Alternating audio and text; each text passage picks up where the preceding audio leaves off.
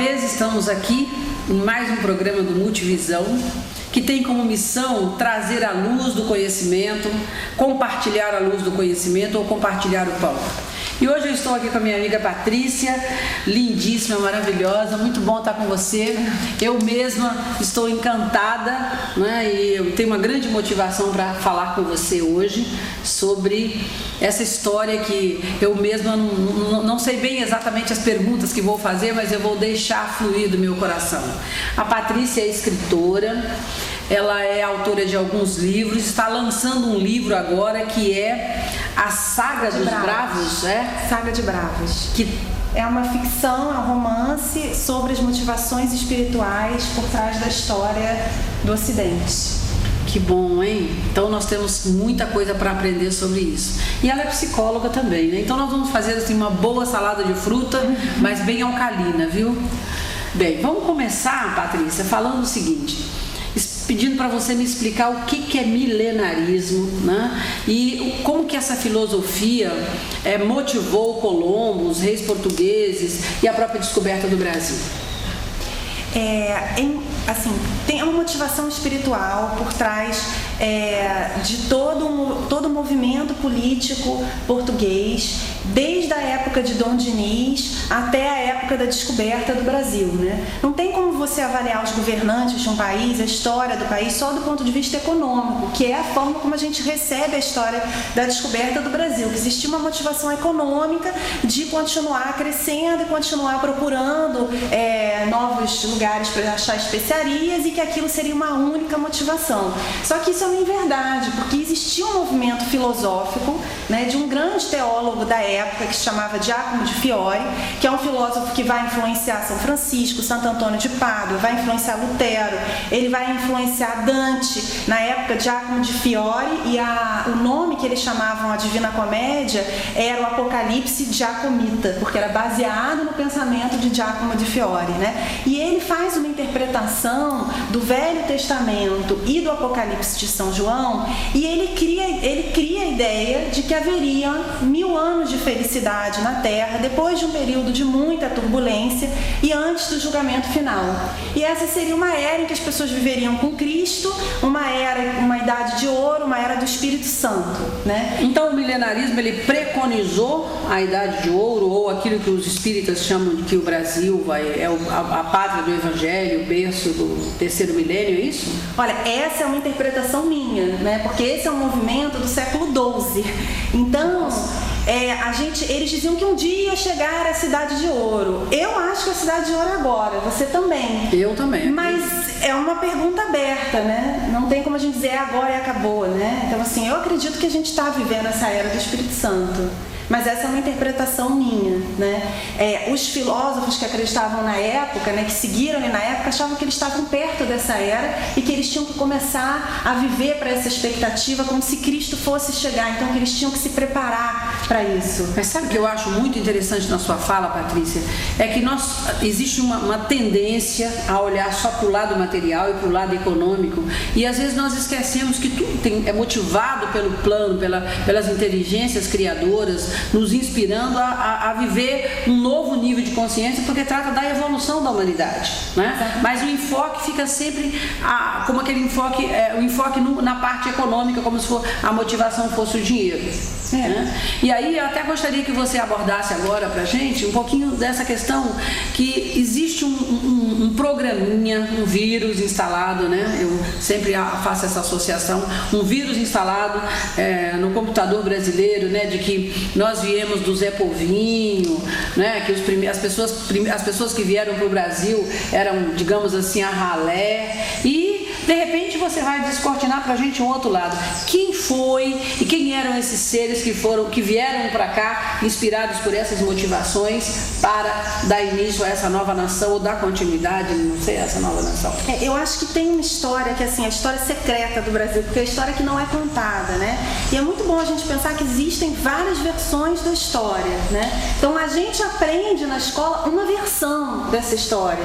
Eu vou contar aqui uma outra versão dessa história, que não quer dizer que é a verdade verdade, nem que é a versão certa, mas a gente pensar assim, que existem outras versões. E ao longo dessa conversa, assim, eu vou contando sobre várias figuras dessa descoberta e vários momentos que levaram essa descoberta do Brasil para a gente pensar, né, um outro chip Brasil, né? Que história é essa de que foram só degradados que chegaram aqui? Isso não é verdade.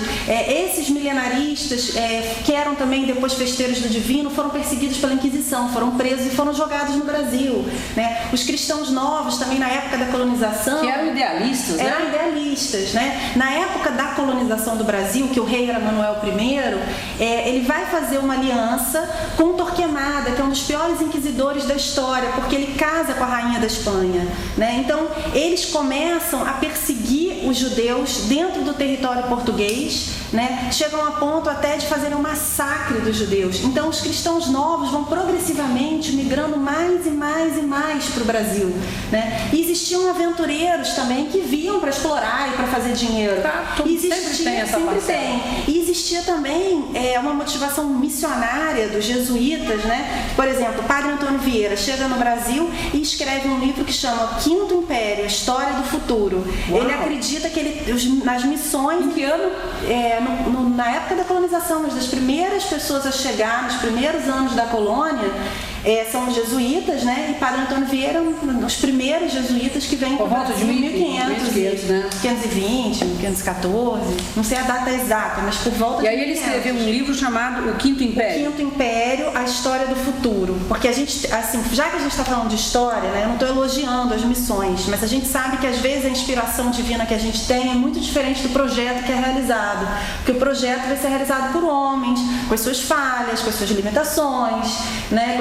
Interpretações, mas o ideal das missões, eles acreditavam que eles estavam construindo um império do futuro, esse império do Espírito Santo, né? Que eles estavam recebendo essa terra abençoada onde eles iam construir uma nova nação, onde eles iam preparar essa raça primordial para fazer um país do futuro, um país equilibrado, um país onde todas as pessoas se aceitassem numa consciência crística. Essa era a missão, o objetivo, né? E eu acho que isso, de certa forma, ficou no DNA, e a gente percebe os traços disso, né? Uma das nações mais solidárias do mundo, o povo brasileiro é muito acolhedor, é inclusivo, não é? Claro que tem uma ou outra questão que vemos que são pontuadas aí, eventualmente, mas não é a tônica do Brasil. E o que eu acho mais legal, assim, da gente contar uma outra história do Brasil, e agora eu vou até falar um pouquinho de um desses personagens, que é Cristóvão Colombo, né? É a gente pensar que a gente botou no nosso chip, na nossa família Brasil, a ideia de que a nossa transgeracionalidade é assim, pessoas corruptas que vieram aqui explorar, então a gente é isso. E essas qualidades que a gente tem, né? Então assim, a gente criou uma ideia de que nós temos um monte de defeitos e sem ver as qualidades de ser brasileiro, do povo brasileiro. Isso é um paradigma, né? Que foi criado, uma crença que precisa ser removida. Com certeza, né? Com certeza. Porque, na verdade, isso que você está falando é muito forte, porque a gente percebe uma baixa autoestima. Tudo que tem lá fora é melhor do que tem aqui dentro. Mesmo que as pessoas lá de fora percebam e reconheçam isso. Olha, eu tenho viajado muito pelos Estados Unidos e várias partes do mundo. Você sabe que todo mundo conhece John of God, João de Deus, que é um dos nossos místicos aqui, né, espiritualistas, Chico Xavier, mas muita gente aqui no Brasil fala, não, isso é comum, tem um centro espírita em cada esquina, ou tem uma pessoa que faz curas espirituais em cada esquina, então não dá muito valor a isso. Que essa espiritualidade do Brasil, em cada esquina tem um centro cultural, e tem uma casa de umbanda, e tem um católico, e tem uma igreja, e tem um templo judeu, e tem um templo muçulmano, e esse caldeirão espiritual que todo mundo se aceita é único do Brasil. E isso vem muito da forma como a gente foi colonizado também, que a gente bate sempre nas coisas negativas que aconteceram, mas a gente não consegue ver também as coisas positivas e que essas qualidades do brasileiro possam vencer os seus defeitos, como em todas as nações, né? E aí, a gente, assim, para pegar essa história pelo comecinho dela, né? A gente diz assim, o Brasil foi descoberto por acaso, foi um acidente. Então, uma figura que eu gosto muito desse acidente, né? É Cristóvão Colombo, que era um místico, né? E dizem que ele é um homem ultracatólico, porque ele vai viver a vida inteira com o hábito da Ordem Terceira de Francisco e ele vai ser enterrado com o hábito da Ordem Terceira de Francisco. Mas algumas pessoas acham que ele era um cristão novo, porque ele, inclusive, deixa muitos textos com uma assinatura cabalística dele, né? E ele acreditava que ele ia descobrir, ele ia encontrar um lugar que seria a Nova Jerusalém. Ele chega a pedir que um padre faça um livro com todos os textos proféticos sobre a restauração de Jerusalém. Uma outra coisa muito interessante sobre ele dizia o seguinte, que Deus queria que ele encontrasse as Índias para que ele fosse uma luz no mundo e que esse era um presente da Santíssima Trindade. Então, ele era um homem profundamente espiritualizado, ele era um homem milenarista. Poderia dizer que né? E ele falava, e aí eu tenho um trechinho que eu queria ler, um parágrafo só sobre um livro do próprio Cristóvão Colombo, assim, que eu acho que não resta dúvida de que não era um acidente, né? Existia uma busca, e era uma busca messiânica. Inspirada, né? Claro, guiada espiritualmente. Ele fala assim, é uma célebre carta que ele escreve para os reis católicos no século XVI, em 1501. Eu já disse que para a execução do empreendimento das Índias, de nada me serviam razões matemáticas ou mapas mundi. O que integralmente se realizou foi o que Isaías havia anunciado, e é o que eu desejo deixar aqui escrito para avivar as vossas memórias, e para que rejubilem com o que lhes direi sobre Jerusalém, e sobre este empreendimento, cujo êxito, se tiverem fé, podem tomar por certo. E é importante isso, né? Porque no que se refere à fé, é a ancorar o plano divino, é a colocar, é ter uma fé prática, né? E eu acho que isso tem tudo a ver, e o que me fascinou a fazer essa partilha com você, Patrícia, é exatamente por conta desse momento que nós estamos vivendo. Essa associação com esse momento, a relação das suas pesquisas, né? Com esse momento que nós estamos vivendo no Brasil. E aí, eu queria que você fizesse uma relação desse momento com as informações que nós temos sobre a Cabala, a relação disso com a Cabala, com a obra de Dante. Então são várias informações, né?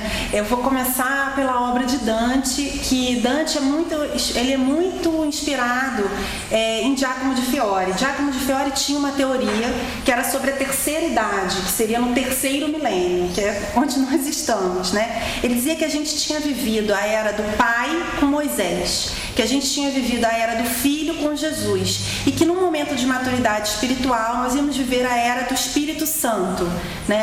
E que essa era seria uma era em que as pessoas iam buscar justiça social, igualdade, que as pessoas iam buscar que todos fossem alimentados e que todos tivessem também alegria. Hoje em dia a gente ouve muitas pessoas falando de FIB, que seria um PIB da felicidade, né? Que as pessoas seriam os verdadeiros adoradores, que seriam os adoradores em espírito. E ele falava muito também dessa chegada dessa era, que era uma era em que tudo que foi por muito tempo revelado para poucos seria revelado para muitos. E é um pouco o que a gente vê hoje, né? Muita coisa que era secreta passou a ser debatida abertamente. Em 1930 foi banida a lei do ocultismo. Então tudo que só podia ser dito nas organizações místicas hoje está nas livrarias. Hoje em dia você publica um livro, claro que aí existem muitas informações que são dadas às pessoas que podem manejar essas informações, claro, né? Mas o esoterismo está aí para mostrar, né, que essas informações até então chamadas de secretas, agora estão disponíveis para as pessoas, porque a era do coletivo não é mais de um indivíduo, né? Nem uma era de um avatar. E aí também onde entra Dante, né? Todos os teólogos que já leram a obra de Dante sabem que Dante é um iniciado, ele não é considerado um católico tradicional. Pessoas mais tradicionalistas do catolicismo nem gostam da obra, né? Porque Dante, ele era um templário, só que ele não expunha essa situação dele como templário. Se preservava, ele se preservava, né? E ele, tanto que São Bernardo, que é o homem que vai fazer com que a ordem dos cavaleiros do Templo de Salomão se torne uma ordem católica, respondendo apenas ao Papa, esse São Bernardo é o mesmo homem que vai ser citado por Dante como sendo guia dele no paraíso, né? E São Bernardo é o responsável por escrever também a ordem dos cavaleiros templários, a regra deles, né? E ele vai ser o guia de Dante, né? Outra coisa muito interessante sobre os templários, né, é que a gente se pergunta assim, não foi por acaso que eles descobriram o Brasil. Então existe uma lenda de que existiam mapas para chegar ao Brasil, né? E uma das provas de que existiam esses mapas é que Mestre João, que é o cirurgião religião de Dom Manuel I, que é o rei na época da descoberta oficial do Brasil em 1500, ele está dentro da nave de Cabral e ele escreve uma carta para o rei dizendo assim: olha, para saber exatamente onde nós estamos, o senhor pode olhar o mapa do cartógrafo tal, né? E nós chegamos aqui de acordo com os mapas. Então, assim, haviam mapas. Da onde vieram esses mapas, né? Então, assim, Salomão e os fenícios, né? Eles se fizeram uma empreitada juntos para chegar a um lugar que os fenícios já conheciam. E quando a gente falar das origens do nome do Brasil, eu vou explicar mais sobre essa empreitada fenícia até as Américas. Então, os fenícios propõem a Salomão que o ouro que ele precisava para construir o templo existia numa terra distante. Em Reis e Crônicas na Bíblia, Salomão fala que ele foi a terras muito distantes para buscar o ouro para o Brasil, né? Ele foi aí ele cita os nomes: Ofir, que quer dizer no fim, seria no fim da terra, né? E o Brasil na época ficava no fim do mundo. Existem muitas teorias de muitos estudiosos, né, sobre essa presença de Salomão e dos fenícios no Brasil, mais especificamente das minas de Ofir na Amazônia e no Amapá, né? Então, a teoria que eu gosto mais é de um linguista e filólogo que chama Freud Toron, e ele vai fazer todo um estudo, né, que vai provar que Parvuim na Bíblia é o rio Paruim no Amapá, que o rio Solimões é uma corruptela da palavra Solima, que é o nome hebraico do rei Salomão. Mas enfim, eu estou falando aqui teasers, né? É muito mais profundo que isso. Inclusive, a gente vai estar falando mais aprofundadamente numa palestra que vai acontecer aqui na Unindo Corações, e eu posso citar todos os exemplos e tal. Mas existem vários outros arqueólogos que também estudam isso, porque existem registros na Pedra da Gávea, existem registros na Paraíba, né, dessa relação entre os fenícios e Salomão. E principalmente, assim, eu acho que é muito interessante que teve um jesuíta que achou tribos de índios brancos logo na época da descoberta do Brasil. E essas tribos tinham a época da circuncisão, e o Quichua, que era a língua que eles falavam, tinha vários traços de hebraico. Então Quechua também, né? E aí tinham muitos traços de hebraico, e ele começou a fazer não só um estudo da língua, mas a perceber que existiam crenças, como a circuncisão, que eram crenças hebraicas, e como que aqueles índios podiam ser brancos, né? E também eles tinham registros na pedra de pessoas barbadas. Então era realmente uma influência do povo hebreu, né? E com relação ao nome do Brasil, né?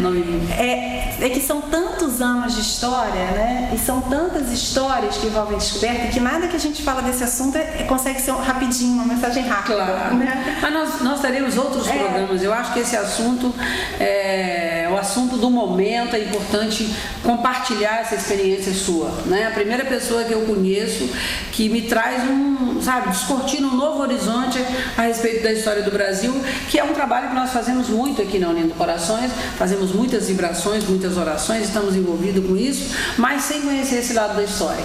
Então é uma bênção ter você aqui falando sobre isso. Amém. Uma coisa...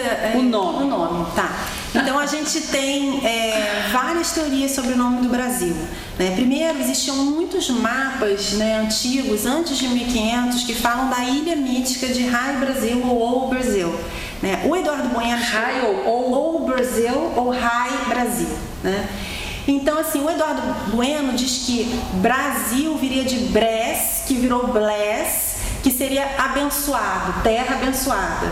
Tem uma outra teoria que eu acho muito interessante também, que é sobre o cinábrio, que era comercializado pelos fenícios, que seria um mineral que daria a cor vermelha, né? Os gregos chamavam isso de quinabar, e os gaélicos, que eram os celtas irlandeses, que recebiam, que compravam dos fenícios esse cinábrio, chamavam de brasere esse mineral, né? E quando esses fenícios pararam de comercializar esse brasere, eles criaram a lenda de que eles tinham ficado naquelas ilhas paradisíacas de onde vinha esse brasere e nunca mais tinham voltado. E essas ilhas, no imaginário, ficavam a sudoeste da Irlanda, e elas se chamavam O Brasil ou Rai Brasil, porque significa o filho do vermelho ou descendente do vermelho, né? A outra lenda, assim, que eu me sinto em Hogwarts dando aula para o Harry Potter, vocês conhecem,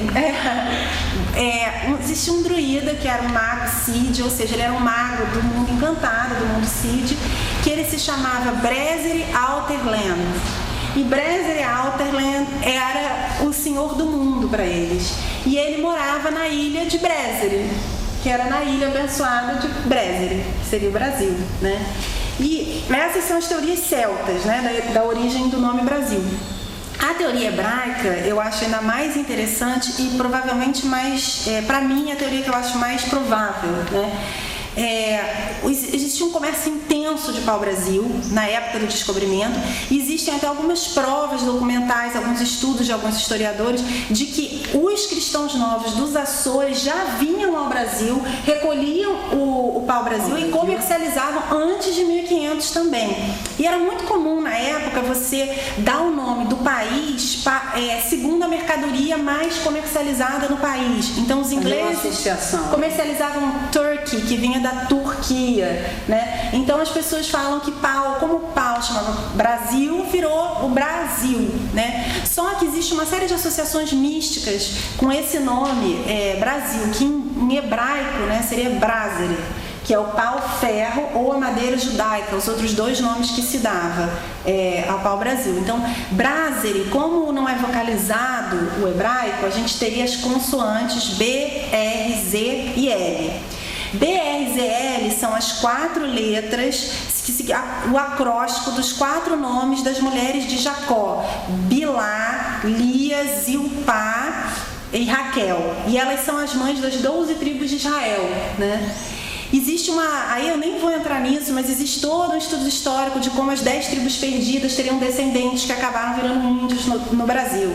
E as 2 tribos que vão sobrar, que vão dar origem aos judeus de hoje em dia, né? E esse acróstico BRZL representaria todas as tribos de Israel, que isso vai dar mais força à teoria de que o Brasil seria uma nova Jerusalém, que seria a terra prometida de Deus, né? Até porque nessa época da descoberta, você tem que ver que os judeus são muito perseguidos, então não existia Israel como um estado como existe hoje o estado judeu, né? E aí você vai ter uma outra perspectiva muito interessante desse nome Brázeri, né, é que você vai ter as 2 mediais, que são R, Z, formando raiz, que são os mistérios, e leve, coração. Então, para os místicos, seriam os mistérios do coração, né? A gematria de leve, que é um método de atribuir números a palavras, né, 32. 32 na Cabala são os caminhos da sabedoria do coração. Que legal. Agora fala um pouquinho, Patrícia, sobre as profecias de Dom Bosco e a criação de Brasília, como a nova Roma, e também associar um pouquinho a questão da mística de São Paulo. Tiveram muitas profecias sobre o Brasil durante muitos milênios, né?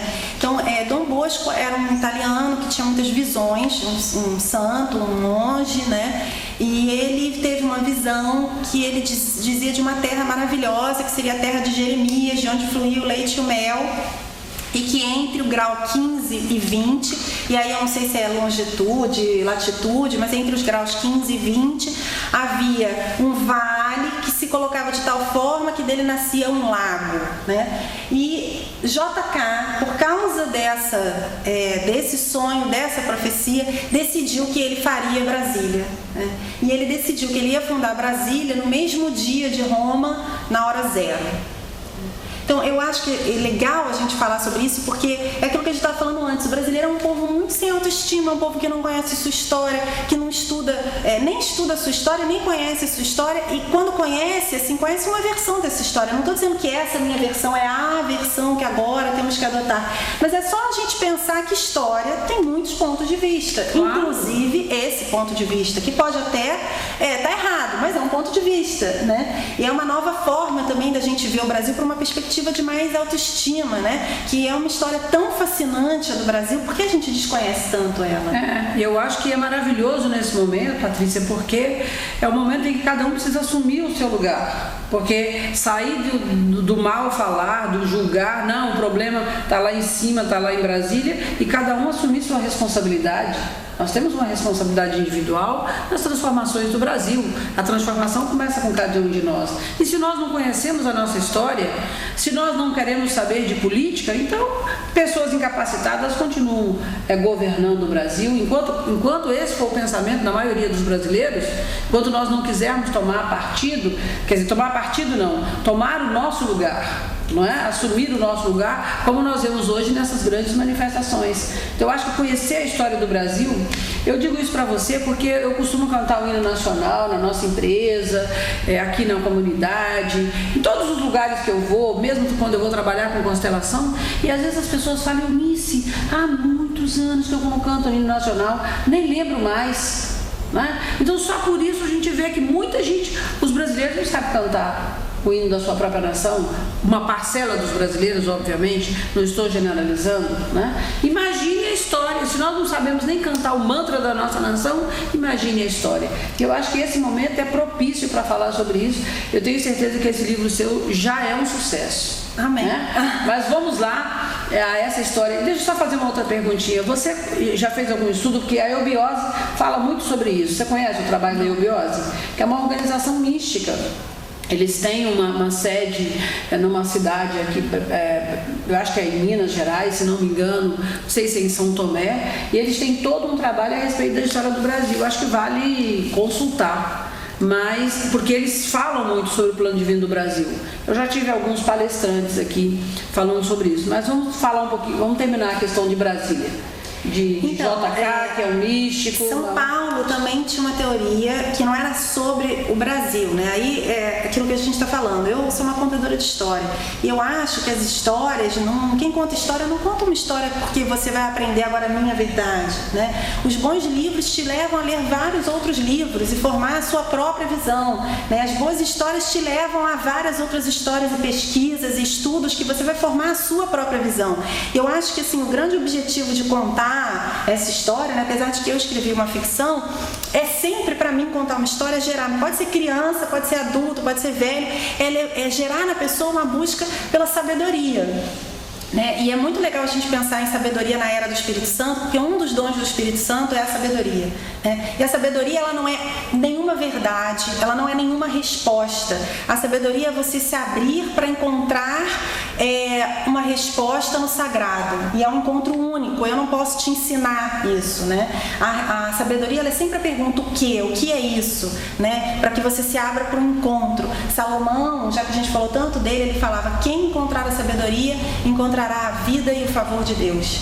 Né? Então, assim, eu acho que talvez, assim, já que a gente está num momento do Brasil tão inovador, né, que as pessoas possam encontrar mais sabedoria sobre como cada um pode agir, contribuir para esse momento. Essa é uma resposta que cada um só pode encontrar no seu coração. E o Brasil é o país dos mistérios do coração, do caminho da sabedoria do coração. Inclusive no mapa, se a gente olhar o formato do Brasil, é um chakra do coração, né?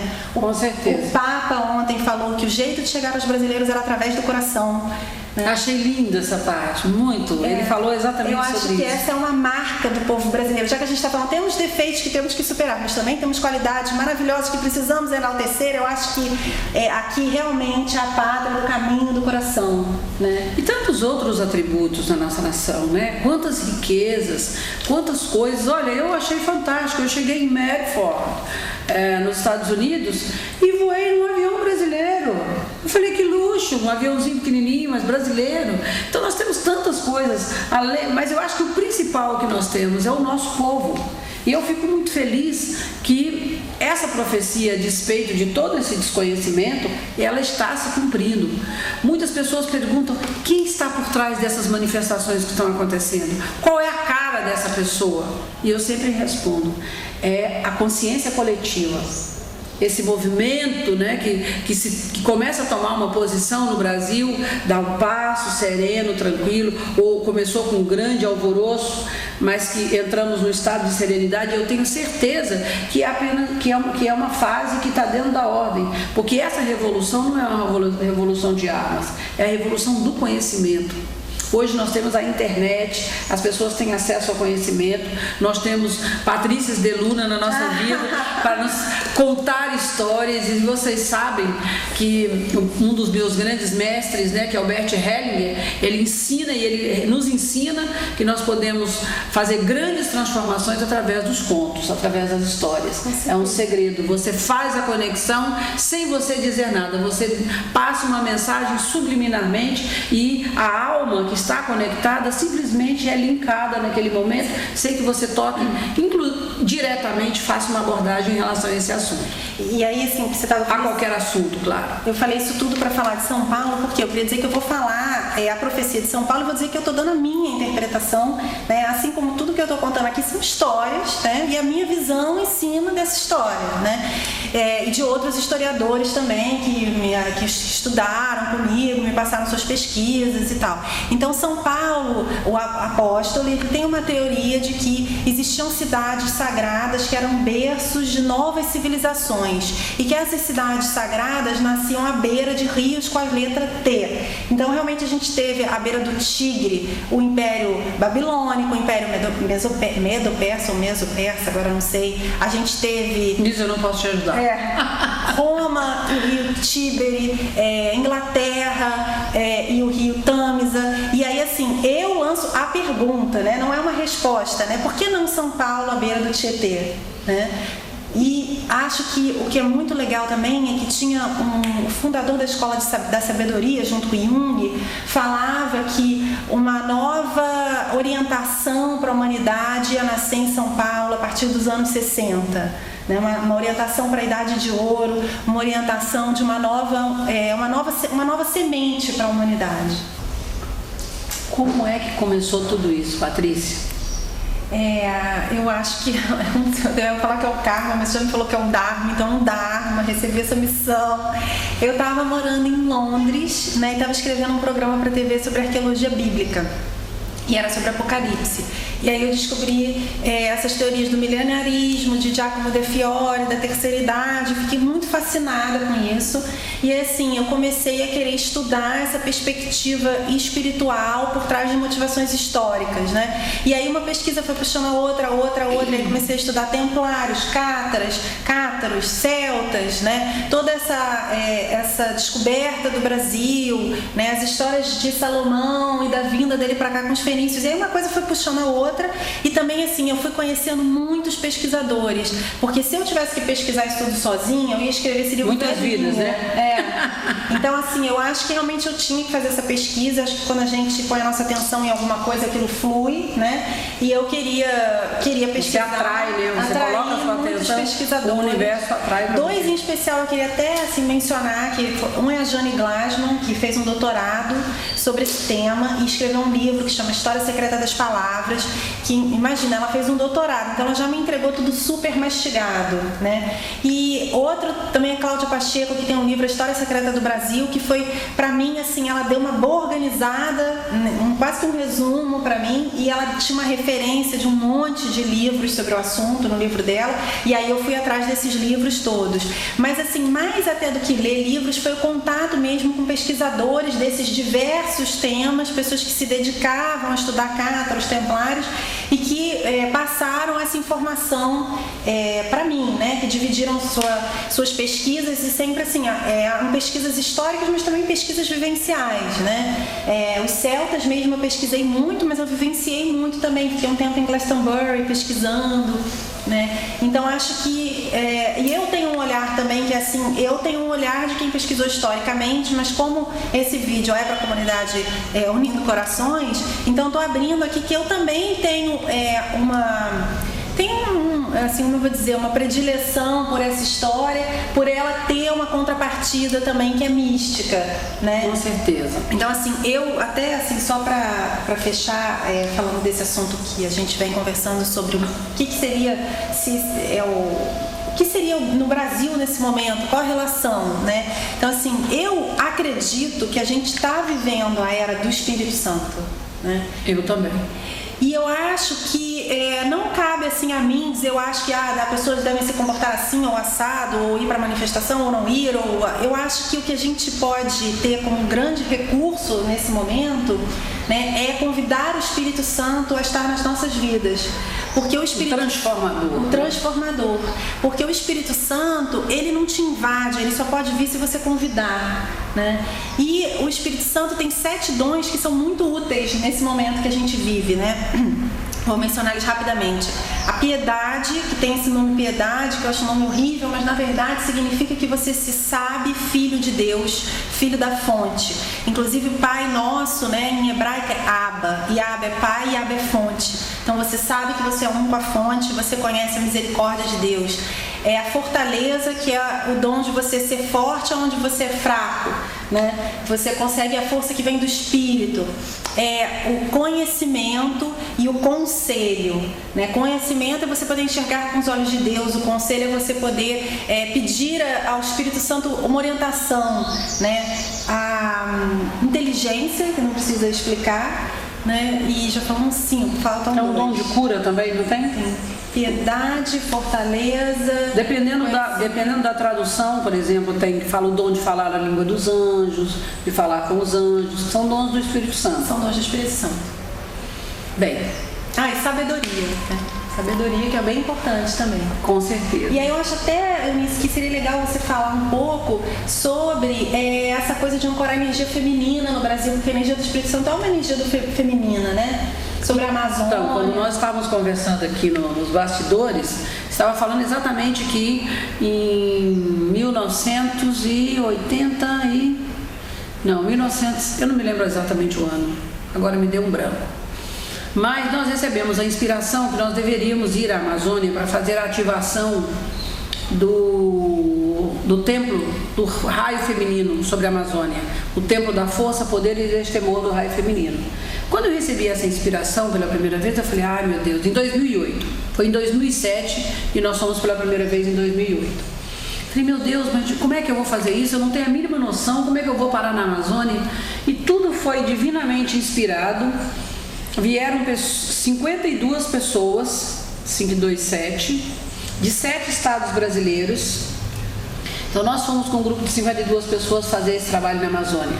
E foi realmente uma experiência inenarrável, né? E aí eu fui pesquisar sobre o raio feminino, sobre a energia feminina de Deus, sobre todo esse momento que nós estamos vivendo no Brasil, ler sobre as Amazônias, sobre as crianças, né, que dizem, tem os ditados de Saint Germain, e quando você falava de Cristóvão Colombo, você falou que ele foi, eu falei, foi, não é, né? Porque dentro aqui da radiação AM, nós, nos estudos, nos revelam que Saint Germain, que Cristóvão Colombo é uma das expressões do mestre Saint Germain. Que legal. Você não sabia disso? Não.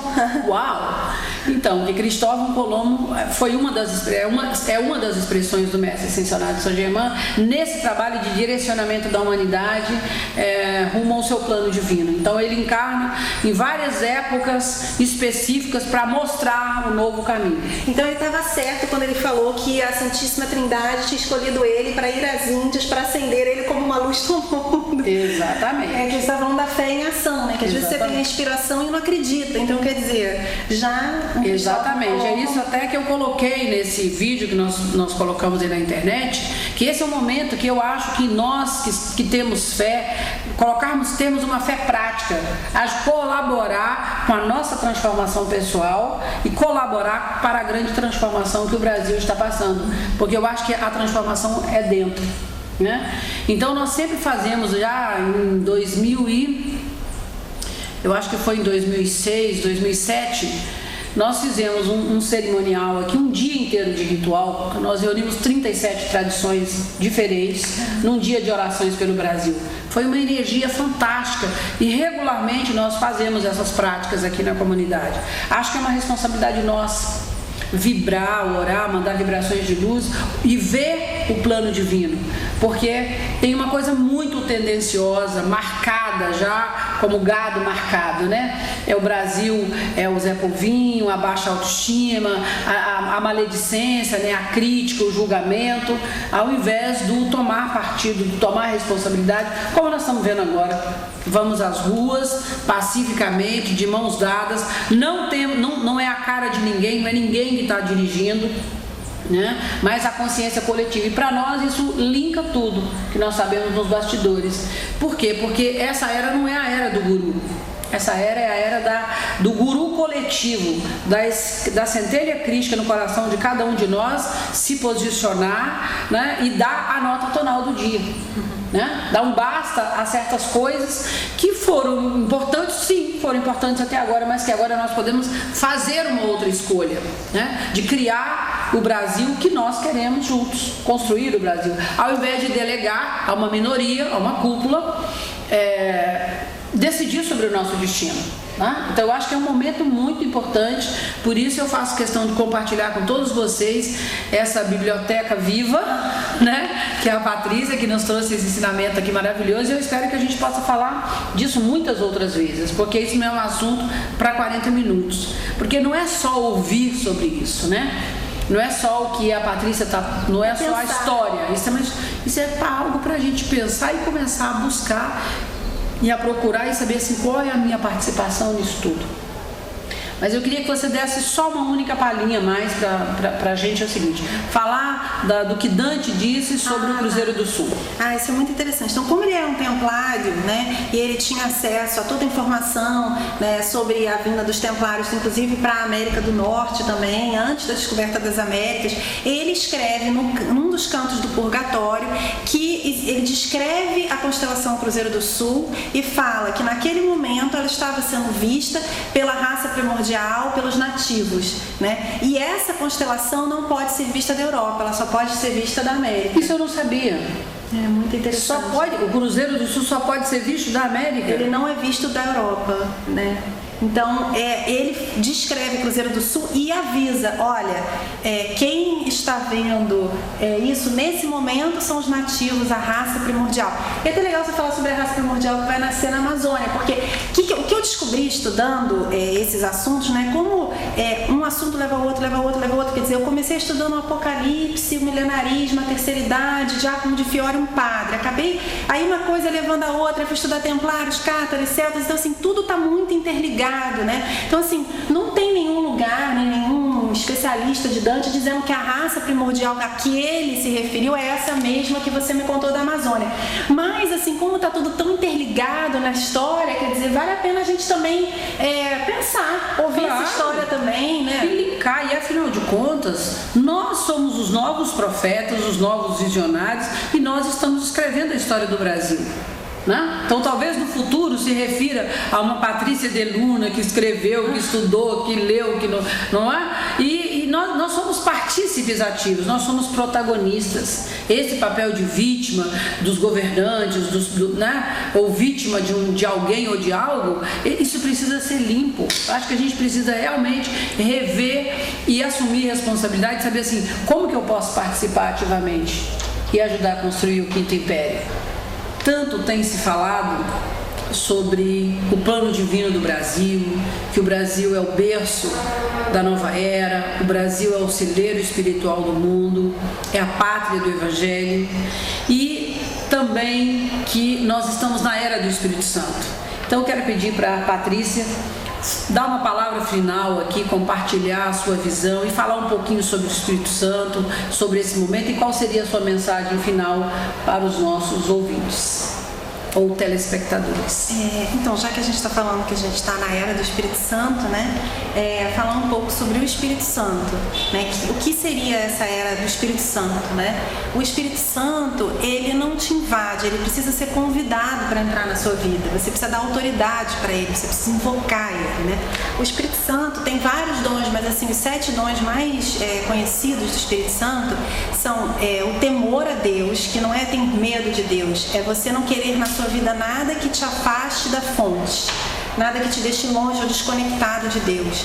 A piedade, que significa que você se sabe filho de Deus, que você se sabe um com a fonte, que Abba, que é Pai Nosso que estás no céu, em hebraico é Abba, que quer dizer pai, quer dizer fonte. Então você se sabendo um com a fonte, você sabe, conhece a misericórdia de Deus e sabe que você é filho de Deus, por mais que você tenha um pai e uma mãe na terra.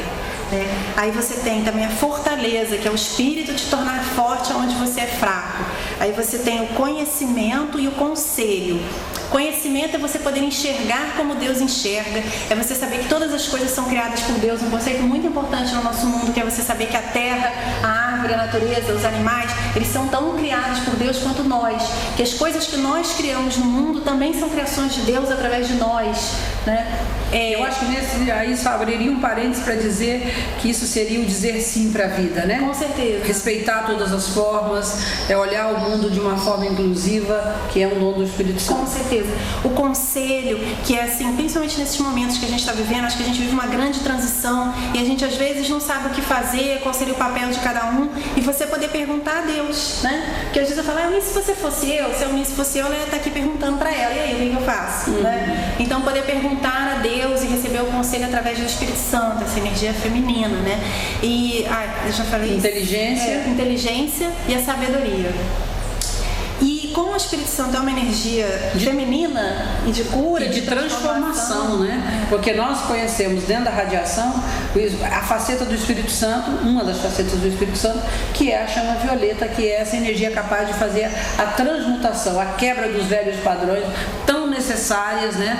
Para mudar esse paradigma que nós vivemos no Brasil, dessa baixa autoestima, dessa descrença, muitas vezes no povo, nos governantes, enfim, e a gente poder focar no lado positivo, porque mesmo aquelas pessoas que estão nesse momento no erro, Jesus já nos ensinou, né? Se ninguém nunca errou, que atire a primeira pedra. Então que a gente possa olhar aonde é que nós somos corruptos, onde é que nós mentimos, onde é que estão as nossas máscaras, antes da gente julgar o outro.